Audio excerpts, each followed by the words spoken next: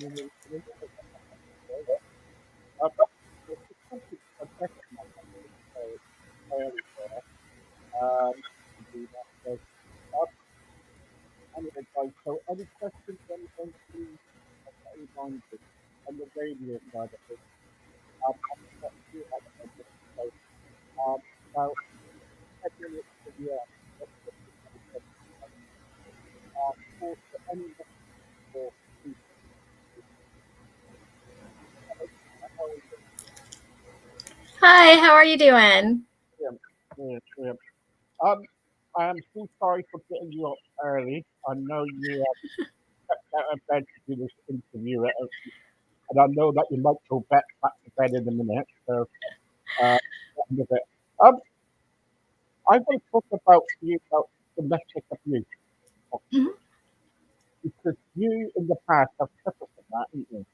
Yes. Yeah. Both as a teenager and a child, and also as an adult. Right. Could you tell me what from the start a little bit? Sure. In childhood, I suffered with childhood sexual abuse. And then there was some domestic abuse involved with all of that. And then when I was fresh out of high school, so 18, 19 years old, I married a guy who I thought was going to rescue me, and instead he turned out to be a pretty abusive guy as well. Um, During my marriage with him, he had me basically living out of a car, homeless, driving from one coast to the other here in the States. And if if I didn't do what he said, if I did things that he did say, but then he didn't want me to really do, it was pretty much a daily survival for me to navigate not getting abused by him. I Okay. took trips So, to the emergency room and all kinds of stuff. oh no. Yeah, So let's stop there because I want to kind of like go make a story out of it. sure. So, um, so what you did was, so you were kind of basically living from, in the car, basically going from town to town. And how did you survive? Did he kind of like say to you, you must kind of like go out and get some money, like prostitution, say, or It would depend on where we're at. Sometimes we would land somewhere for a couple of weeks and he would con people, or he would do side jobs and get enough money for us to go somewhere else. When we were out in California, there was forced prostitution.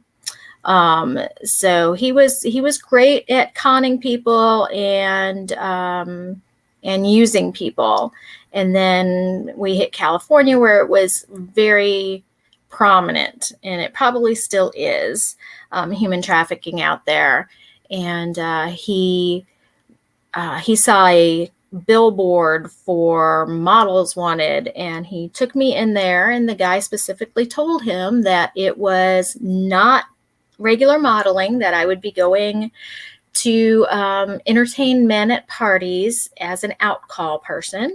And he knew that it was going to be prostitution, and so between the two of them, it was forced prostitution. And if I didn't go, I would get hit and abused. And once I would go and I would come back, he would want to hear all the details. And then he would get very angry, and I would get beat up again for doing what he wanted me to do. Um, but he was more often than not, he was very careful to not leave a lot of marks, because then I wouldn't be able to work. yeah, yeah. So it ended because he beat me up really bad one time, and I couldn't work for a really long time. I know it's so difficult to get out of sometimes with a relationship. Mm-hmm. But if that happened the first time, don't you think that and he's forcing you to do all these things? Wouldn't it best to leave then? Um, it would have. But by the time I met him, I had been abused from the age of 3 all the way up until I met him, basically. So I was already programmed um, and groomed for that kind of a person to take over. Mm. I had zero self esteem, didn't think that I could do anything with my life, thought I needed someone to, that I couldn't do it on my own. And so when he showed up in my life, I was primed for another abuser to be in my life. Um, and it is hard because it doesn't start with just a punch. It starts very minor things, um, getting you away from your family, getting you away from your friends, isolating you, and then slowly mentally and emotionally beating you down until you really believe that you cannot survive without them. And they've got all the control. They've taken everything to where you have nothing, no friends, no support system, nowhere to run. I was living in a car at that time, so it was really it would have been very difficult for me to get Were out you in at love that with time. him? I'm sorry. Were you in love with that person? uh was I in love with him? Yeah, yeah. Because what happens is sometimes You when know, you I I think that I was in love with the thought of being in love, and I thought I could fix him, because that was kind of my role all the time, was taking care of everybody else and fixing everyone else instead of Mm, myself. So mm. I thought, I could fix him. So if I stayed, I would be showing him that I really loved him, and that, I cared, and I would never leave him, and he would stop being that way. And that's not the truth. You can't fix them. No, you can't. You can't at all. I was just about to mention that, but you did it. You did your job to me. Um, thank you. The trouble is, though, when you kind of like go through a period with that, did it ever kind of like when you were kind of like ever? Because I'm getting questions here right now, and people are saying, and you probably have had this before. Why couldn't Dina kind of just like, if she was living in the car and things were going, and all these other problems going on, why couldn't she just leave, you know? And the trouble is, can I just remind you folks that sometimes it's so difficult. If you've been abused because I was abused when I was, about 6 or 7, and I know what it's like. I've been there, Right. Hmm. right? And it is so difficult to kind of like tell somebody to go away because you're used to them. Hmm. And also, if you try to escape from them or you try to get away from them, they are powering. They are kind of really, sometimes they could be really in your face, can they? They can, and a lot of times they don't leave you alone. Like, the only time that I was left alone was when I would have to go do those parties. If we were in a town and I got a job, he would stay at that job or outside that job, Mm, making sure I didn't go anywhere. If he got a job, he made sure that there was some way that I could go with him on the jobs that he. So to be left alone, I was never left alone long enough to escape until I finally did, mm, because he did get comfortable and thought that he was in power enough that eventually I was able to escape, mm, because he did leave me alone one day, and I grabbed everything I could carry, basically, and left. mm. But Who was getting the money then? Who was getting all the money? Was it him or was it you? him, I never saw any money.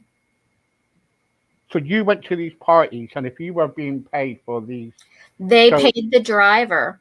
So the company. that I worked for, the person that I worked for, I hate to try to legitimize it by saying company because it wasn't legitimate, but the people I worked for had drivers. And so the driver would drive you. He would go walk up to the door, they would pay him, and then he would go back out to the car and wait. So you didn't even have any like security with you or anything. So they did whatever they wanted to do with you, and then they would leave, and the driver would come back up to get you, and he already had the money, and he was your ride out of there, and so there was no way to escape that, and there was no money in my hands. So I had zero cash to try to feed myself or get a bus Mm, ticket or anything. mm. How about drugs? Any did that come in? I was lucky and did not get into Mm, that. There's been a lot of times when I've looked at my past, especially while I've been telling my story and writing my story, that I say, I have no idea how I did not end up a complete drug addict. mm. There's plenty of reasons why I should have. It wasn't until after I really escaped him that I did try drugs at certain times in my 20s. But thank goodness, the universe, God, whatever was protecting me when it came to that part of life. I was lucky and never got deep into it. I would try it. Most of the time I didn't like it. And so it never became a problem for me. Because Mine was always just self-destruction. I spoke to some women who I've interviewed in the past over about rape, and they've talked about rape, abuse, and everything. And Mhm. some people who worked in like brothels and stuff, and they always seem to be drugged up to the eyeballs. Mhm. Some of them. So they just for them they're just drugged up, and if it happens, it happens. Right. And what's happened at the moment is we're doing a campaign at the moment where we're trying to kind of like stop all this, right? Mhm. But the trouble is, it's still carrying on. Human trafficking still carrying on. I'm going Yeah, to talk to you about that hopefully on the later date about human trafficking. absolutely. I really want to talk about this abuse with you because I find it very fascinating that how you went through it because there's a lot of women on here now listening to you on my radio, and they're saying, you know, you're lucky to be alive. Yes. Yes, I am. And I recognize that. There I had guns and knives held to me. He had his hands around my throat quite often.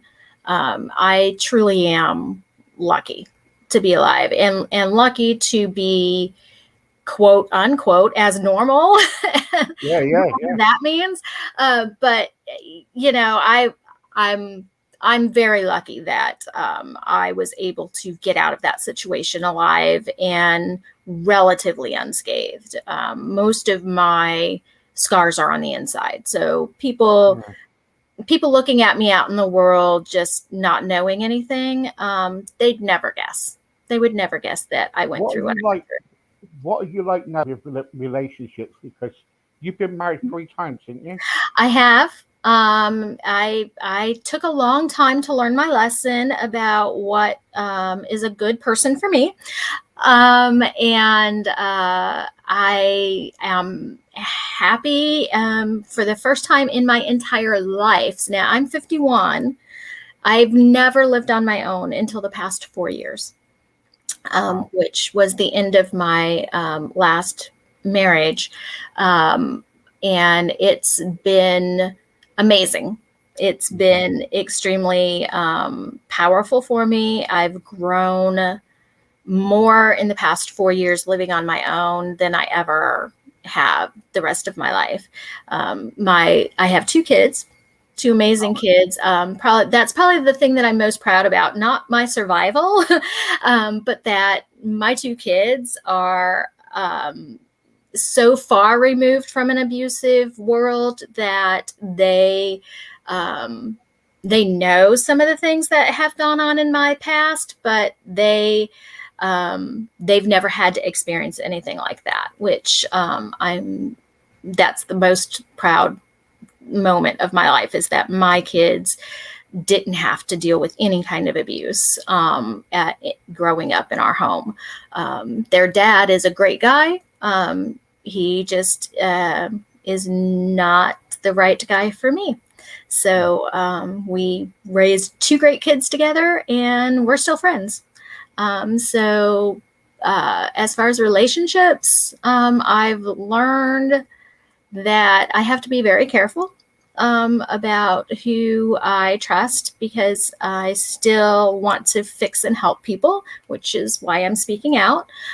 So I have to really keep a tight rein on that, so that I Mm. don't fall back into that, oh, let me fix you trap Mm. of relationships. And I've Yeah, so, realized that yeah, I can love myself and be okay with not having a love interest in my life, yeah, yeah. which is the Before you kind of like fix other people, you've got to start Mhm. fixing yourself, you Exactly. Yeah, I know. spent the last year really working hard on myself Yeah. because I had lost my job to COVID, and so I was unemployed for 6 months, and that was the first time I'd not worked multiple jobs in 20 years or so, and so I didn't have anybody else that I had to fix, and we couldn't go anywhere, so I COVID forced me to look at myself and look at my problems and fix myself for once,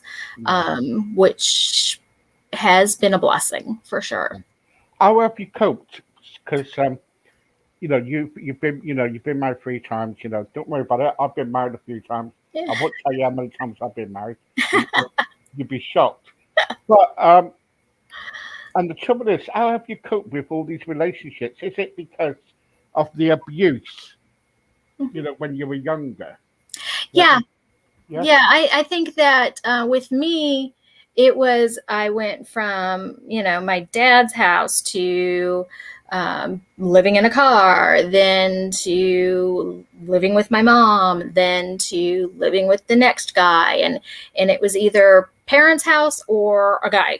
Mm. I never lived on my own, and so it was always relationship. Oh, back to parents. Relationship, back to parents. Mm. Relationship, back to parents. Um, so for me now, it's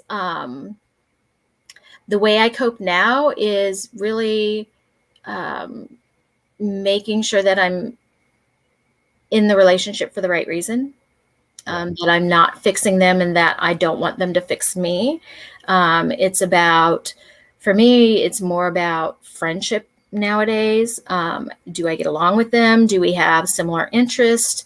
But do we also have differing interests, so that if I'm seeing somebody and I want to go do something, but I don't necessarily want them with me, that Mm. they'll be okay with that, that we can have separate interests and we can go out with, Yeah. our friends and do something different. Because in the past, I would get wrapped up with whomever I was dating or with, and Were they were you my entire. controlled? Were you controlled? Oh yeah. Oh yeah. Yeah.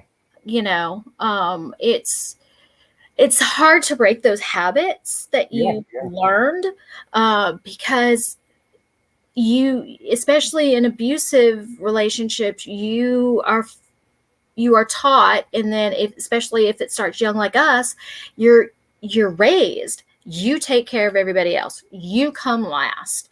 Mm. And so it is a very controlling environment. You can't do this because you have to take care of me or somebody else, um, and so you never get to develop who you are as a person, because you're always being controlled either by the person or the environment that you're in, and they never let you explore who you are. Yeah. Yeah. It's so difficult, though, isn't it? Because when you kind of like when you what you've been through, about with all the abusive what's been going on, and kind of like you getting married and everything, you Mhm. know, I would be so, what can I say? I would be so worried about what relationship I'm going to go in because I won't be able to trust anybody. Yep. You know, Yeah. because I thought, oh no, is this going to happen again? Am I going to get it? Am I going to be abused? Am I going to, are they going to force me to do things? You know? hmm And I found myself really testing them a lot. Like I would push and push and push until to make sure that How, they how, weren't going to be physical abusive. Like how do you you test them? How do you, when you're in a relationship with people, you learn what their buttons are. And if you know that if you say something or do a certain thing, that's going to push their anger button. And how are they going to react? And I would do that to the extreme, kind of as a test. Like, how much can I push you before you get angry and hit me? You know what I mean? Like, hmm, I needed to know that boundary of what's okay and what's not okay for me to do before you get so angry that you lash out at me. And I think that ties back to all of the abuse that I had. It was like, oh well, if I look in the general direction of another guy, I'm going to get hit. I knew that was going to happen with my first marriage. So when I'm in a new relationship, I will, look in that direction. If that doesn't do anything, then I would move to, the next step and the next step hmm, and the next step until they finally had it and either struck out verbally or physically.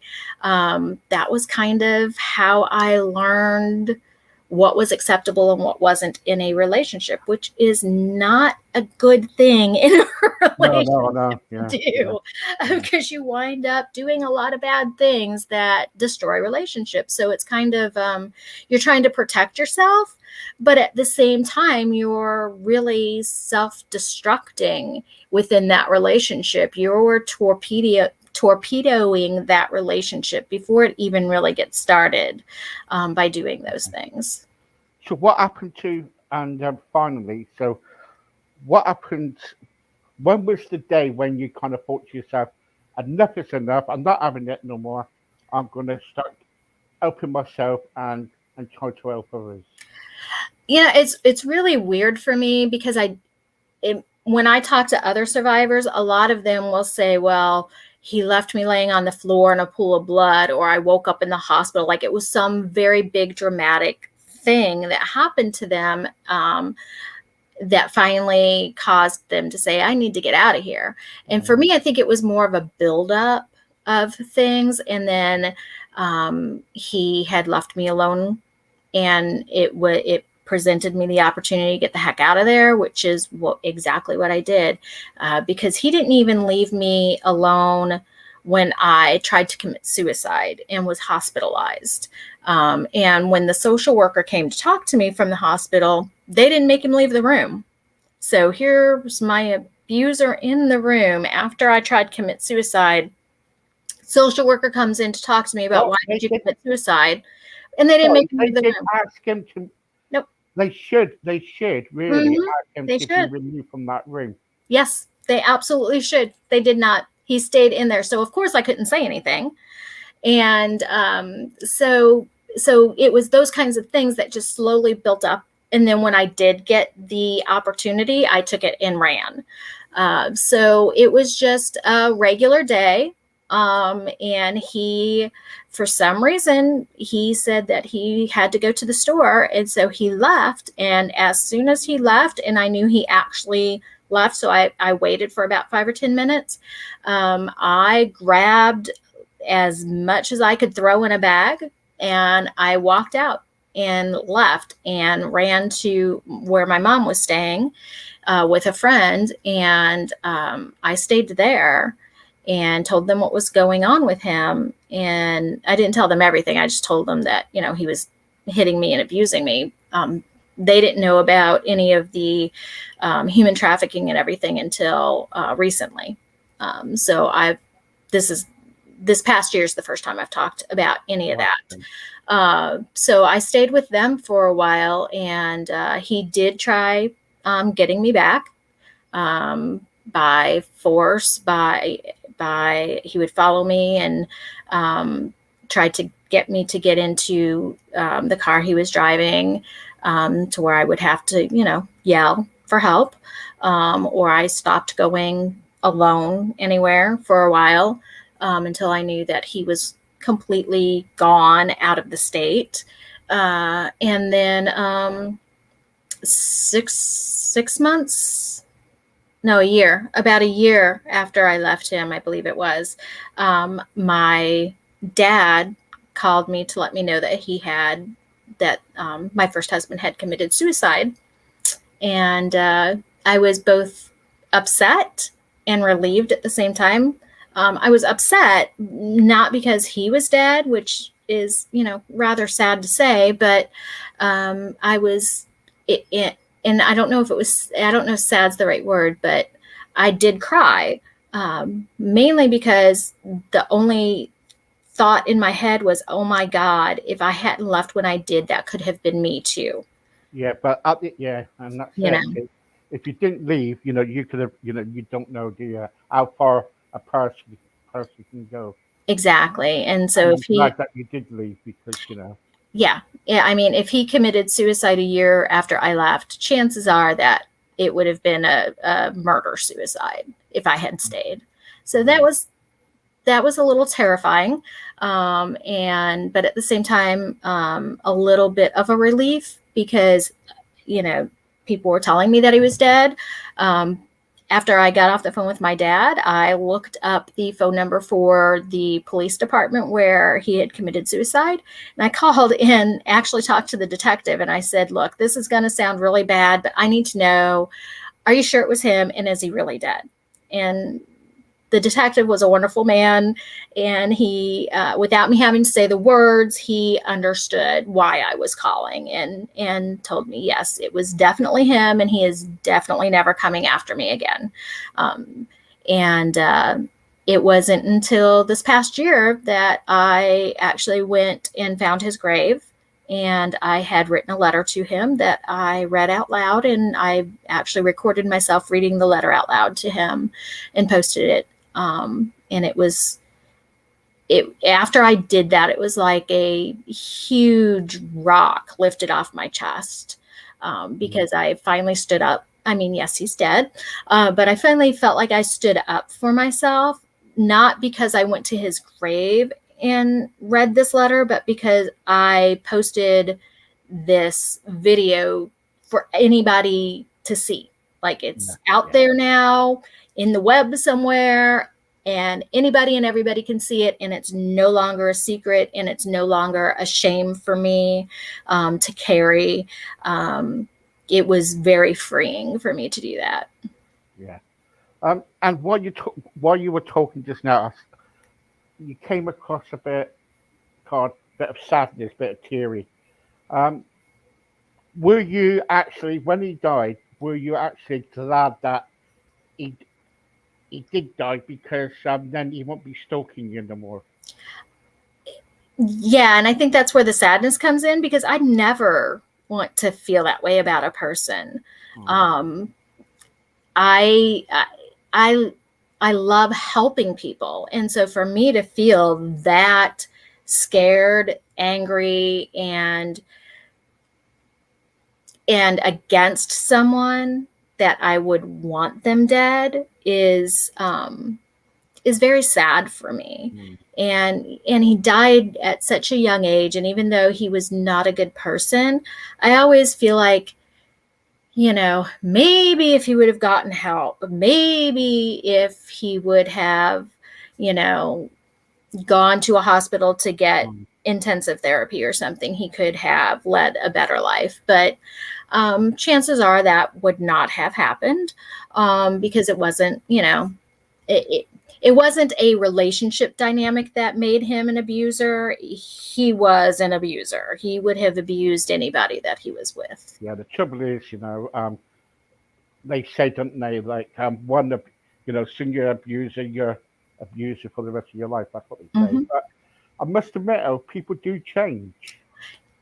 They have to change. They have to want to change, and they have Yeah, yeah, to realize what they're doing is wrong.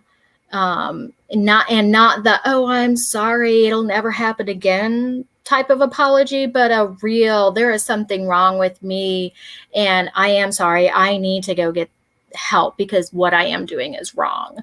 And I think that unfortunately, too many abusers don't ever have that because they're usually a narcissist. So, how could they be doing anything wrong? They're perfect in their minds. So, I think that most of the time, unfortunately, abusers don't change. But I have come across some who have, and I am fully supportive of anybody who wants to change for the better. Um, and I will always give them the benefit of the doubt if they have put the work into it. And those are usually the ones who were abusive because they were an alcoholic or they were a drug addict and they were masking or medicating themselves because of some mental illness that they didn't know or how to deal with. So it's a it's a tough situation with abusers because you want to see them get help, but you can't force it, and you can't stay in and fix them because it's not going to work. They have to do it themselves. There's just one thing before I get on the questions. Mhm. Um, do you today trust men? Um, yes and no. I have learned how to read people pretty well. And ha- um, so I trust people to an extent, and men in general. I do trust them to a certain extent. I don't get into cars until I know them pretty well. I don't go on, outings with them, and it's just the two of us somewhere until I know them pretty well. Um, Thank goodness that there is the internet now because you can do searches on people, which I do. So I do trust men, but not blindly trust them anymore. Right. I definitely make sure that I keep myself safe, and I don't go into anything blind anymore. And I think that even if you haven't been abused, that's a smart thing to do. There's too many people out there that are fighting their own demons, and unfortunately, they'll take it out on you given the right circumstances. Um, so so yeah, if I meet a new person and I'm interested in them, I definitely do some searching before I will do anything alone with them. Got sort of be like a three-stage interview, wouldn't it? Yeah, and I mean, yeah, exactly. And I don't like run a background check on them, but I will get on social media and see what do they post on social media. What kind of jokes are they posting? What kind of stuff are they saying? Who are their friends? What are their friends saying? What are they into? Those are things that I couldn't do when I married an abuser. This was in the late 80s, early 90s, so there was no internet then. Mm. Um, if there had been, I might have been a little safer. Who knows? But now that I have those tools, I definitely use them. Okay, let's get on to the questions. Thank you very much. Um, Hi Louise, how are you? Hi Steve. That was great. Thank you very much. Will you have her back again? I love Dina. She's a really nice person, and she's helped me out with quite a bit. Been through quite a bit of abuse myself. Um, did she have a support group online? When I lost my job over COVID, I did. There's several groups that I've joined for human trafficking, domestic abuse, and childhood sexual abuse. So I did join those, which definitely helped. Um, and before the internet and before COVID, I had some friends that knew not all of my story, but they knew different parts of my story that were my support system. But now that I've now that I've come out and started doing interviews and talking about abuse and things like that, I have found a lot of support online, and there are a number of support groups on Facebook and Mm. Twitter, um, even TikTok. I mean, the internet can be a blessing and a curse. Yeah, And when it comes to finding support for me, it's been a blessing. yeah. Louise, we have a support group called Never Give Up. You can find it on Facebook, and if you kind of leave me a message on Crossroads, I can put you in touch with a counsellor. We always have a counsellor on our group. So on our podcast, we always have a counsellor. We've got two counsellors at the moment, so Mm-hmm. we can put you in contact with a counsellor. What else we got? Oh, I've been hit around several times by my partner. He's a drunk. I've left him 2 weeks ago, and I'm glad. He used to hit me, abuse me, and also get his partner to have sex with me. What can I do about it? Um, then what was it? What can I do about it? I feel like leaving, but the trouble is he always locks the doors. Um, well, Um, if you so if you're trying to leave an abusive situation, don't leave without a plan. Um, and it might take a couple of weeks. And yes, I understand that this still puts you in danger, but leaving without a plan makes things a lot more difficult. Um, so my suggestion is definitely you want to leave, because it's not going to get any better. Um, Contact any shelters in your area if you can. Um, if he's not leaving you alone at any time, like when I was in that situation, I had to take the first opportunity. Definitely take the opportunity if it presents itself to get out. Uh, but if you're able to, try to contact a local shelter that can take you in, and let them know what's going on. File a police report, yeah, so that you can get some protection that way as well. Um,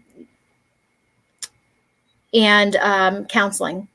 You'll want yeah, to get a yeah. lot of counseling once you do leave, because it will be difficult. And most shelters, if you don't work out of the home or you haven't been able to work out of the home because of the abuse, they can help you with that kind of a thing, with therapy, with job skills, things like that. But definitely try to get some things in place before you leave. But if the opportunity presents itself, since he's locking doors and trying to keep you captive, um, you definitely want to take the first opportunity to get the heck out of there. Hmm. But it seems that our partner seems to be very abusive. If he's locking the doors, that's keeping her in her. That's just keep. That's Yeah, and That's abuse itself, isn't it? it is. And if you can get to a phone and call the police, and try to get them involved in it, it's kind of a double-edged sword with that, because if they don't remove him or you from the situation, it could get worse. I totally understand that, and that's why a lot of victims do not call the police. And people ask that all the time. Well, why didn't you call the police? Well, Hmm. because they don't always do things, and sometimes it makes it worse. Um, but if you can call the police and show that you are being held prisoner, that can help get them out or get you out. So um, definitely think about calling the police if you think that they can help you get out. That comes under weakness too, doesn't it? Mm-hmm. Because when women are in a situation like that, sometimes they think I'm weak.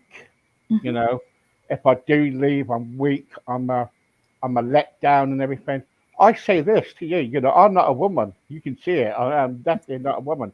But if you're being abused, if you're having abuse, if you're in an abusive relationship and he's knocking locking the doors and everything else like that. If you got a mobile, if you got a phone, I would ring the police up. Or if you live in the ground floor flat, right? I'm Mhm. not going to, you know, kind of like tell you what to do, but you know, if you could get out, I would get out. I Mhm. would. I Definitely. would. And if you're able to have a cell phone, hit record. Hit record when he starts locking the doors. Hit record if he starts any of you, if you can. If you Yeah. can hit record on your phone to get some record of things, that will help. If he's locking all the doors, and you can't call the police, if you're in a populated area or like in a flat or something like that, where if you try to break a window, somebody's going to call the police. Yeah. Do that. Yeah. Draw attention to what's going on, Yeah. because the more that people know something's going on and something's off in that house or that apartment, the more likely it is that someone will call the police, Yeah. for sure. Yeah. Um, Claire, Steve, I felt like knifing my husband about 3 weeks ago. He came home drunk. I've been in now with the COVID with him for the last 6 months. It's been really, really difficult. We were okay at the beginning of it, but now he's turned to drink. Don't know what to do. Basically, what can I do? Should I leave him or should I stay? I can't tell you what to do. You Yeah, know. I mean, COVID has thrown a wrench in a lot of relationships, that may have seemed really good before COVID happened, and then lockdown happens, and you're with each other 24/7, and that's going to get on people's nerves. If he maybe had a borderline problem with alcohol before COVID and now it's full blown, um, you know, uh, trial separation if there's no abuse in the past and you guys haven't been having a lot of problems. Of course, I think that, people should try to work out problems. But if there's been foreshadowing of abuse, like he's been controlling or he's been, emotionally or verbally abusive towards you, then you'll want to leave before it gets to the physical. But if you haven't confronted him about his drinking, maybe try to do a couples therapy session where you guys talk about it. Now that things are being lifted a bit more, you might be able to do something like that. But really, each relationship is different. So asking us if you should leave or not, if there's not really abuse, we really can't answer that for you. We can just give you some advice on, how to look at it, I guess. But it's really, you can tell when you're in danger. And Mhm. if you think that you're going to abuse somebody, you definitely want to at least take a Mhm. break, Yeah. take a walk, take a weekend away with a friend, do or by yourself. Just get away from the situation, Mhm. to see if it's just a situation thing where you guys have been on top of each other for a year or however long you've been in lockdown there, um, and take a break and reevaluate. But really, you if you're in danger. Yeah. Yeah. Jay left some messages here down the bottom of the screen here.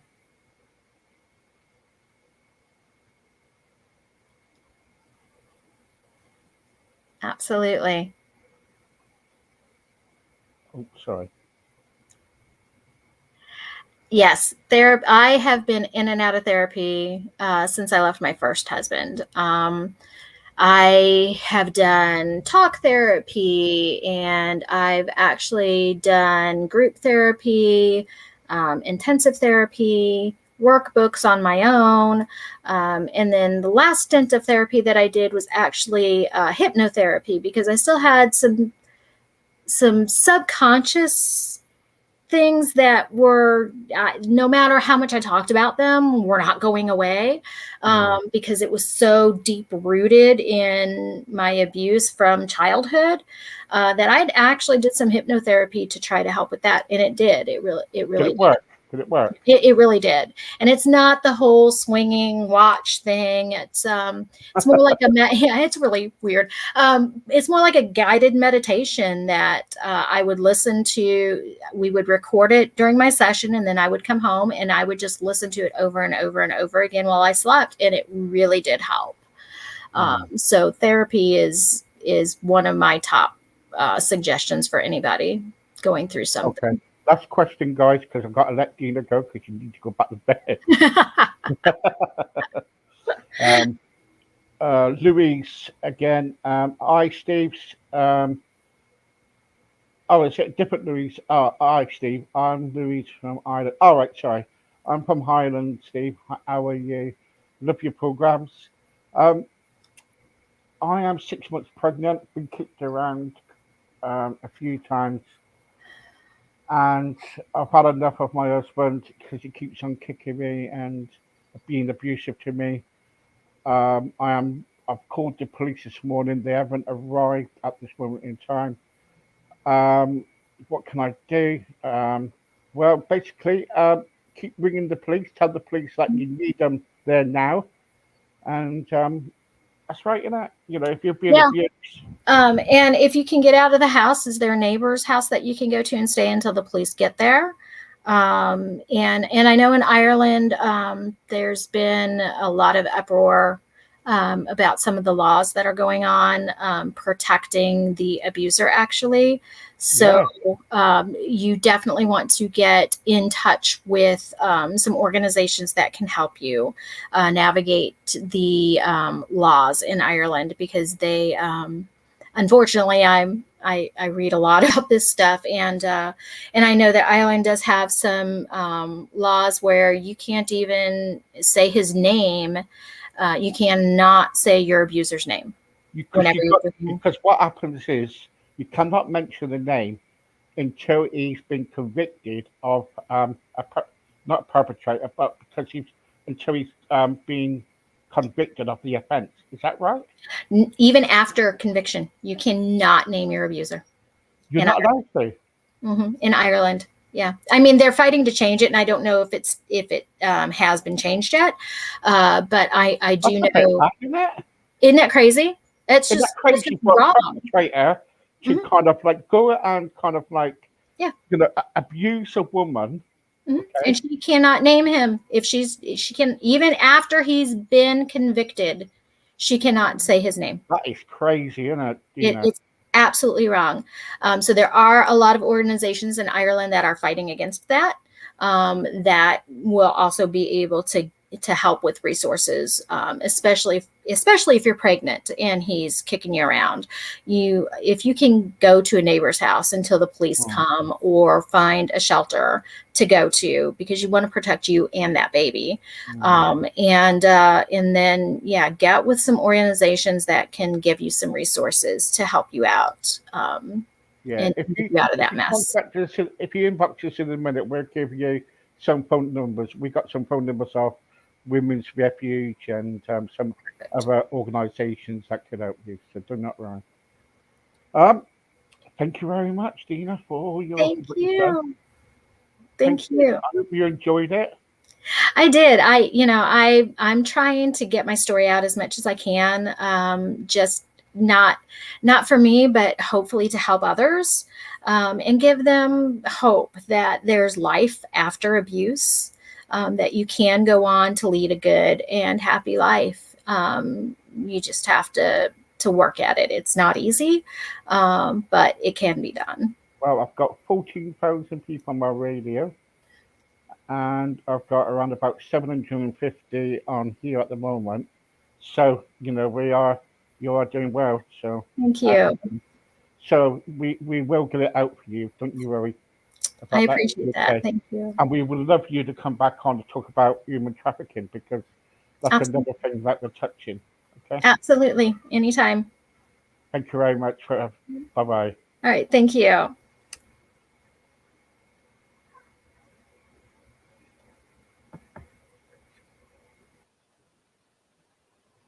There you go, guys. If you're going through any problems with abuse or anything, you've got Women's Refuge and you've got the other um, organisations too.